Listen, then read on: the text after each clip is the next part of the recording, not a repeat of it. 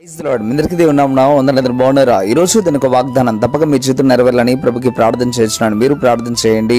యెహోవా మందిరమునకు వెళ్ళుదుమని జనులు నాతో అనినప్పుడు నేను సంతోషించితిని.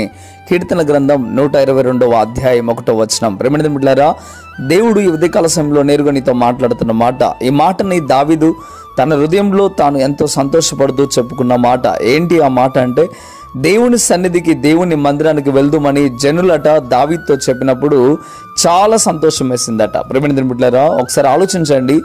భక్తి కలిగిన దావీదు హృదయం ఏ రీతిగా ఉందో, ఈరోజు మీ హృదయం ఏ రీతిగా ఉందో ఒకసారి పరిశీలన చేసుకోండి. ఈరోజు దేవుని మందిరంకు వెళ్దాము అనగానే మీకు సంతోషం కలుగుతుందా? దేవుని మందిరానికి రండి అని చెప్పగానే మీకు ఆనందం కలుగుతుందా? ఈరోజు దేవుని మందిరానికి వెళ్ళాలి అనే ఆలోచన వచ్చినప్పుడు మీకు సంతోషం కలుగుతుందా? ఒకవేళ కలగట్లేదు అంటే దావీదు లాంటి మనసు మీకు లేదని అర్థం. దావీదు లాంటి స్తుతించే మనసు మీకు లేదని అర్థం. ఈరోజు ఒకసారి అర్థం చేసుకునండి. ప్రేమైన బిడ్డలారా, దేవుని యందు భయం భక్తి కలిగిన వాడు ఎప్పుడు దేవుని సన్నిధిలో ఉందామా, ఎప్పుడు ప్రభువు మందిరానికి వెళ్దామా, ఎప్పుడు ప్రభువుని స్తుతిద్దామా అని ఎంతో ఆశతో ఉంటారు. కానీ దేవుని వాక్యం చెప్తున్న మాట, ఇక్కడ దావీదైతే తనతో ప్రజలందరూ అనినప్పుడు ఆయనకి ఎంతో సంతోషం వేసిందట. ఈరోజు నీతో కూడా దేవుడు మాట్లాడుతూ ఉన్నాడు. ఇది ఆదివారపు ఆరాధన దినం. తప్పక మీరందరూ కూడా మందిరానికి వెళ్ళాలని ప్రభు కోరుకుంటా ఉన్నాడు. ఆయన ఆలయానికి రావాలని ఆయన కోరుకుంటా ఉన్నాడు. దయచేసి మీరందరూ కూడా ఆయన ఆలయంలో ప్రవేశించి ఏది అడిగినా దేవుడు నీకు దయచేస్తాడు. ఆయన ఆలయంలో మొరపెట్టు వారికి దేవుడు సహాయం చేసే దేవుడు. అన్న పిల్లలు లేక వచ్చి మందిరంలో మొరపెట్టినప్పుడు, కన్నీళ్లు కార్చినప్పుడు దేవుడు సహాయం చేయలేదా? ఒకసారి ఆలోచించు. ఆనాడు భక్తులు ఎంతో మంది మందిరంలో కన్నీళ్లు కరవలేదా? ఎంతో మంది పాపం చేసిన వ్యక్తులు మందిరంలోకి వచ్చి ఎంతగానో కన్నీళ్లు విడిస్తే దేవుడు క్షమించలేదా? ఒకసారి నువ్వు కూడా ఆలోచించుకో. ప్రభు సన్నిధికి వచ్చి నువ్వు కన్నీళ్లు కార్చగలిగితే, ప్రభు సన్నిధికి వచ్చి నువ్వు ఆనందించగలిగితే దేవుడు తప్పక నిన్ను కూడా దీవిస్తాడు, నిన్ను కూడా ఆశీర్వదిస్తాడు, నీ పాపమును కూడా దేవుడు క్షమిస్తాడు. ప్రియమైన బిడ్డలారా, మందిరానికి రావాలనే ఆలోచన కలగాలి. అది సంతోషముతో దేవుని ఆలయానికి రావాలి.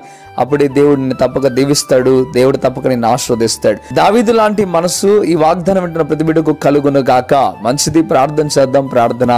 పరిశుద్ధుడా, గొప్ప దేవుడా, మీకు లెక్కలేని స్తోత్రం నైనా. ఈరోజు ఉదయకాల సమయంలో ఈ పునరుద్ధానపు దినమునందు ప్రభువా స్పష్టంగా నీ బిడ్డలతో మీరు మాట్లాడారు. అందుని బట్టి వందనాలు, స్తోత్రాలు అయ్యా. ఇది మొదలుకొని నైనా ఎప్పుడు నీ సన్నిధిలో ఆనందించే బిడ్డలుగా నీ బిడ్డలు ఉండుటకు సహాయము దయచేయండి. నీ మందిరానికి సంతోషంతో, ఆనందంతో ఈరోజు ప్రతి ఒక్కరు వారి వారి మందిరాలకు వెళ్ళుటకు సహాయము దయచేయండి. కృపా కనికరం చేత నింపండి, బలపరిచి స్థిరపరచండి. ప్రభువా మీకు వందనాలు.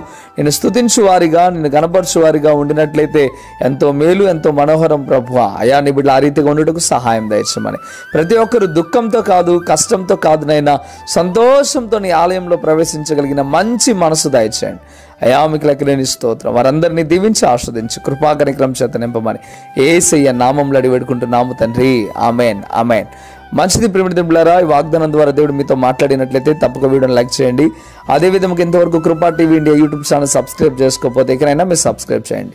ఈ వాగ్దానాన్ని అనేకులకు మీరు షేర్ చేయడం ద్వారా సువార్త ప్రకటించిన వారు అవుతారు, అనేకులను బలపరిచిన వారు అవుతారు. మంచిది. మీ అందరికీ వందనాలు. God bless you.